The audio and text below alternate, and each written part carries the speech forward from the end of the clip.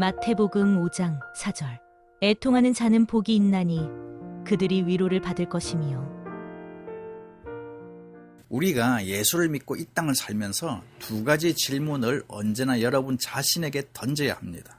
그 하나는 내가 예수를 믿는 사람으로 이 세상을 어떻게 살 것인가? 고난이 올 때, 아픈 일이 있을 때, 불통한 일들을 경험할 때, 하나님이 나에게 어떤 큰 일들을 맡기셨을 때 나는 어떻게 살아야 하는가? 신앙인으로 이 땅에서 어떻게 살아야 하는가? 또 한 가지 질문은 어떤 사람이 되어야 하는가? 구원받았는데 어떤 성품의 사람이 되어야 하고 어떤 비전의 사람이 되어야 하고 내 삶의 패턴은 어떻게 가져야 하는가? 이 두 가지 큰 주제의 질문을 여러분 자신에게 끝없이 던져야 합니다. 그리고 그 질문에 대한 해답을 하나님 말씀 속에서 찾고 그 말씀을 발견하고 그리고 그 말씀을 따라 어떻게 해야 하는지를 알아야 하고 어떤 사람이 되어야 하는지를 알아야 하는 것이죠. 오늘 하나님이 예수님의 말씀을 통해서 여러분에게 주시는 말씀, 어떤 성품의 사람이 되어야 할까? 다시 말하면 하나님이 기대하시는 사람의 모습. 우리는 부모님으로부터 각자 개성을 가지고 태어났어요. 성품을 유전적으로 물려받고 태어났어요. 기질도 습관도 다 부모님으로부터 유전적으로 물려받고 태어났어요. 그러나 그것들이 다 하나님 나라에 합당한 모습은 아닌 거예요. 각각 다른 유전 인자를 가지고 이 땅에 태어났지만 예수를 믿고 구원을 얻었다면 누구든지 공통적으로 가져야 될 성품이 있다는 것입니다. 누구든지 하나님께서 기대하시는 사람의 모습이 있다는 것이죠. 그것이 팔복의 말씀입니다. 하나님은 여러분들이 마음이 가난한 사람이 되기를 원하세요. 어떻게 하면 마음이 가난한 사람이 될 수 있을까요? 자기의 능력의 한계를 깨닫고 하나님 앞에 겸손히 엎드리는 거예요. 단순한 생각과 단순한 마음과 단순한 삶의 패턴을 가지고 사는 것이죠. 그러면 우리 안에 모든 욕심이 사라져버립니다. 또 자기의 무력함을 알기 때문에 전적으로 하나님을 의지하며 사는 사람입니다. 이게 심령이 가난한 모습이죠. 이런 사람들에게는 천국, 하나님 나라를 누리며 살 수 있는 복을 예비해 주셨어요. 그래서 여러분의 마음은 어느 형편, 어느 상황에 있든지 언제나 천국이 되어야 합니다. 하나님이 다스리시는, 하나님이 주관하시는, 하나님이 리드하시는 그러한 사람으로 이 땅을 살아야 합니다. 오늘 그 두 번째, 하나님이 원하시는 사람, 여러분이 어떤 성품의 사람이 되기를 원하실까? 오늘 본문 말씀 마태복음 5장 4절 함께 읽어봅니다. 애통하는 자는 복이 있나니 그들이 위로를 받을 것이며. 두 번째, 하나님이 여러분에게 되기를 원하시는 성품은 애통하는 사람, 슬퍼할 줄 아는 사람, 그래서 눈물을 흘릴 줄 아는 사람이 되는 거예요. 눈에 눈물이 있는 사람. 우리가 예수를 잘 믿으면 눈물을 잘 흘리는 사람이 될 수밖에 없어요. 예수 믿기 전과 예수 믿고 나서의 다른 점이 무엇일까 생각해 보면 내가 눈물이 많아진 거예요. 하나님이 원하시는 성품을 가졌기 때문에. 자, 이 눈물이란 어떤 종류의 눈물을 의미할까요? 세 가지 특성이 있는데 첫 번째는 은혜의 눈물입니다.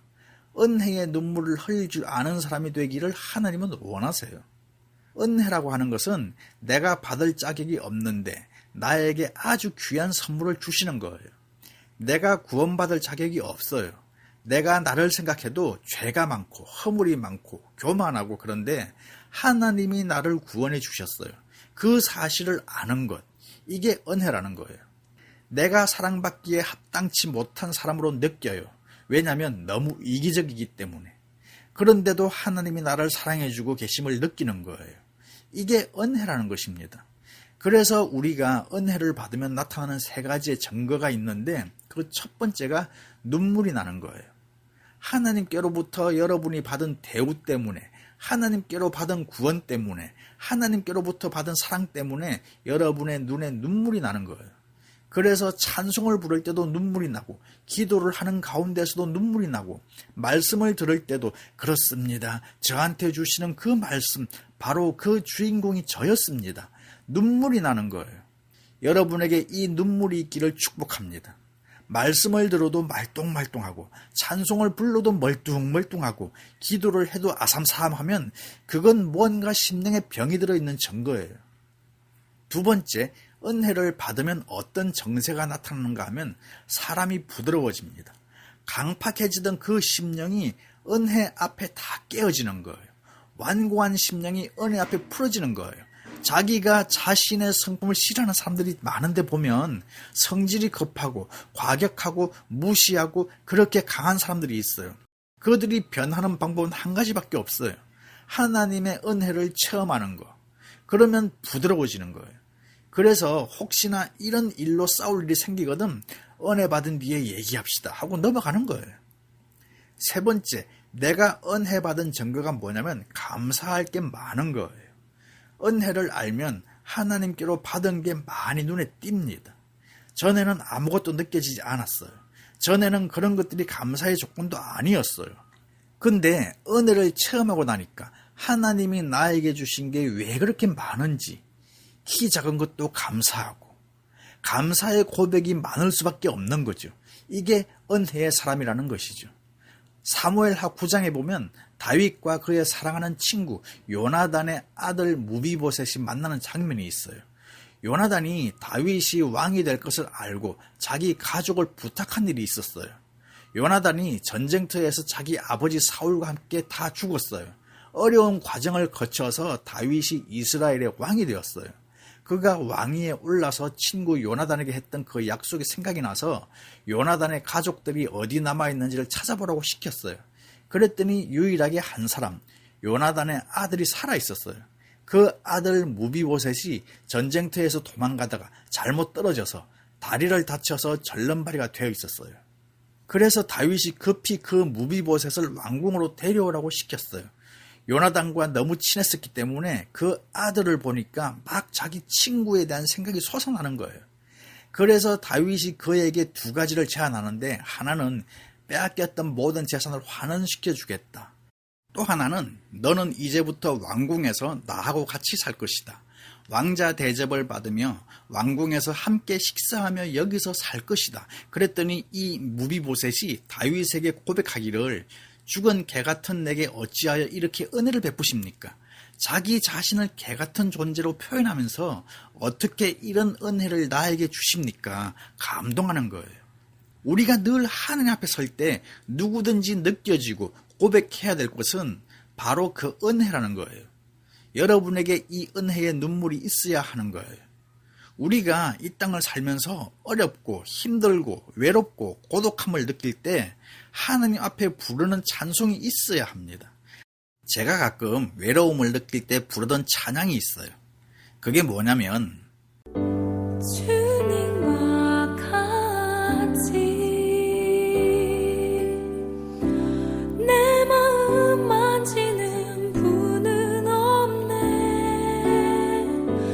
오랜 세월 찾아 난 알았네. 내게 주밖에 없네. 가만히 보면 사람이 마음을 위로해 줄 수 없어요. 내 마음, 내 괴로움, 내 아픔, 내 고통 이런 것들을 정말로 알아주시고 그런 내 마음을 만져주시고 격려하시는 분은 주님밖에 없는 거예요. 여러분, 그런 고통 가운데 그런 찬양을 부를 때 성령의 만져주심이 경험되고 그것이 하나님의 은혜로 느껴지고 그래서 찬송을 부를 때마다 더 마음에 감격이 있고 그런 거죠. 어떤 찬양이든 나름대로 그 찬양을 부를 때마다 내 마음에 은혜의 감격이 있어서 그 은혜 때문에 힘을 얻고 그 은혜 때문에 능력을 얻고 그 은혜 때문에 다시 하나님의 위로를 경험하고 그것이 북받쳐서 눈물의 고백이 있고 이게 은혜의 눈물인 거예요. 여러분에게 이 눈물이 있습니까? 여러분에게 이 찬양이 있습니까? 여러분에게 이런 고백이 있습니까? 돌아보면 은혜요. 더듬어 봐도 은혜요. 받은 거 생각하면 하나님의 은혜요. 이게 애통한 사람의 첫 번째 모습이라는 거예요. 여러분 안에 이런 은혜가 있기를 축복합니다. 두 번째, 하나님은 우리가 어떤 사람이 되기를 원하실까요? 죄에 대하여 눈물을 흘릴 줄 아는 사람이 되기를 원하신다는 것입니다. 우리가 예수를 믿으면서 소홀히 여기기 쉬운 것이 세 가지가 있어요. 첫 번째는 하나님의 말씀입니다. 하나님의 말씀을 읽든지 듣든지 묵상하든지 하나님이 여러분에게 분명히 말씀하시는 그 내용에 대해서는 절대로 소홀히 여겨서는 안 돼요. 그 말씀은 절대로 순종해야 합니다. 그거를 그냥 예사롭게 넘겼다가는 어떤 문제가 생길까요? 불순종하는 엄청난 죄에 빠지게 되고 그것이 더 커지면 하나님을 경외하는, 하나님을 경배하는 자로서의 기본적 자세를 잃어버리게 되는 것이죠. 이스라엘 왕 사울이 하나님의 말씀 한 구절을 소홀히 여겼다가 그가 왕위에서 물러나야 하는 엄청난 어려움을 겪었어요. 선지자 사무엘을 통하여 하나님은 분명히 말씀하셨어요. 아말렉과의 전투를 하러 나갔을 때에 승리할 건데 절대 전리품을 취하지 말고 거기에 있는 모든 생명을 진멸시켜라. 결국 사울이 나가서 하나님 말씀대로 이겼어요. 그리고 그 땅의 사람도 죽였어요. 그런데 그 땅에서 가져오지 말라던 그 말씀은 소홀히 여겼어요. 살찐 소. 여러분, 하나님 말씀은 절대 소홀히 여기면 안 돼요. 그것 때문에 사울은 왕위를 물러나야 했던 것이죠. 두 번째, 우리가 소홀히 여기기 쉬운 것이 교회와 교회 안의 성도입니다. 여러분이 교회를 대할 때 늘 무엇을 생각해야 되는가 하면 이 교회는 예수님의 몸이다. 이 교회는 예수께서 십자가에서 죽으시고 부활하심으로 그 대가로 생겨난 공동체다. 그래서 이 교회를 무시하는 것, 교회를 소홀히 여기는 건 예수님을 소홀히 여기고 예수님을 무시하는 것과 똑같은 거예요. 또 교회 안에 성도들이 있는데 그들이 장로님이 되었건 집사님이 되었건 일반 성도가 되었건 간에 절대 소홀히 여겨서는 안 되는 거예요. 어린 아이일지라도. 왜냐하면 나뿐만 아니라 내 옆에 있는 형제 자매님을 죄에서 구원하기 위하여 예수님이 십자가에서 죽으신 그 엄청난 희생의 대가의 결과로 나도 앉아있고 내 옆에도 앉아있는 거예요. 그러므로 내 옆에 있는 사람을 소홀히 여기는 것은 예수님을 소홀히 여기는 거예요. 우리가 이것을 조심할 필요가 있어요. 세 번째, 우리가 조심해야 될 것은 죄를 소홀히 여기는 거예요. 이 죄를 소홀히 여겼다가는 어떻게 되느냐? 죄의 노예가 될 수 있다는 거예요. 내가 죄를 소홀히 여기다가 사탄의 노예가 될 수 있다는 것입니다. 실상 그렇게 해서 죄의 종으로 사탄의 노예로 이 땅을 사는 사람들이 얼마나 많은지 몰라요.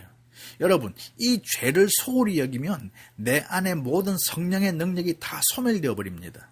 믿음의 능력이 다 소멸되어 버립니다. 말씀의 능력, 내 안에 축적되어 있던 은혜가 다 소멸되어 버리고 마는 거예요. 그래서 여러분, 사소한 죄라 할지라도 이 죄의 하나를 절대로 소홀히 여기면 안 돼요. 하나님의 눈에는 모든 죄가 다 똑같아요. 우리는 큰 죄가 있고 작은 죄가 있고 죄마다 차등을 두지만 하나님의 눈에는 모두가 똑같은 죄입니다. 그렇기 때문에 우리도 큰 죄, 작은 죄를 구분할 것이 아니라 죄라고 하는 범주에 들어있는 모든 것들에 대해서는 항상 예민하게 생각을 해야 되는 거예요. 왜냐하면 하나님은 죄에 대하여 알러지 반응을 보이시는 분이십니다. 죄에 대하여 견디질 못하세요. 우리도 똑같은 반응을 보여야 한다는 것이죠. 그런데 사탄은 어떻게 하는가 하면 그 죄를 별것 아닌 것처럼 만들어요. 내가 행하는 생각이나 내가 범하는 일들이나 내가 마음에 품는 것들이나 이런 것들이 그저 일반적인 것처럼 우리가 생각하도록 만드는 거예요. 그러면서 우리가 행하는 죄들의 많은 것들을 합리화시키는 거예요. 이 시대를 살려면 어쩔 수가 없다. 누구나 다 하는 것인데 그런 정도는 감수해야 된다. 이 땅에 살려면 다 어쩔 수 없이 할 수밖에 없는 일이다. 봐라, 다른 교인들도 다 그렇게 하고 살지. 끝없이 우리로 하여금 자기가 행한 그 일들을 합리화시켜버리는 거죠. 또 하나 우리가 생각할 게 있어요. 그게 뭐냐면 죄는 고백하지만 내가 범한 허물들에 대해서 하나님 앞에 고백은 하지만 그 지은 죄에 대하여 애통하는 마음이 없다는 거예요. 이것은 우리가 늘 죄책감에 빠져 있으라는 말이 아니죠. 대신에 내가 지은 그 죄들에 대하여 안타까운 마음, 내가 가지고 있는 그 허물에 대하여 부끄러운 마음, 이걸 가져야 한다는 것이죠.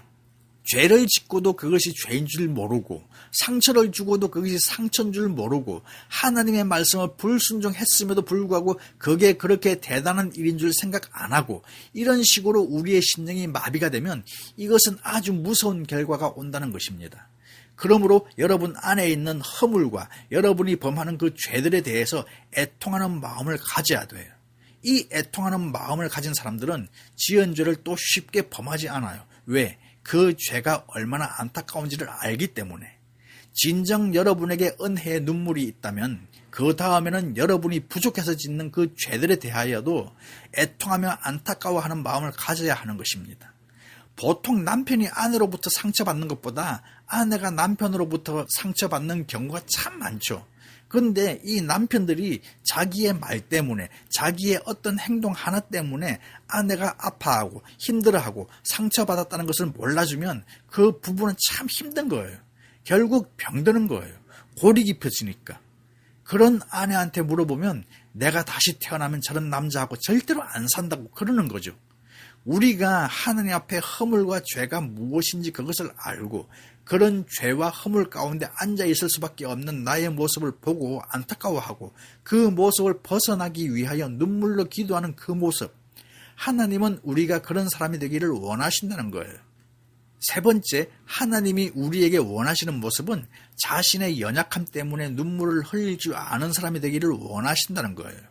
자신의 참모습을 발견하고 애통하는 모습, 이건 영적인 애통이라고 말할 수 있어요. 우리가 가장 조심해야 될 것 중 하나가 하나님 앞에서 뻔뻔해지는 거예요. 하나님의 능력 앞에서 뻔뻔해지는 거예요.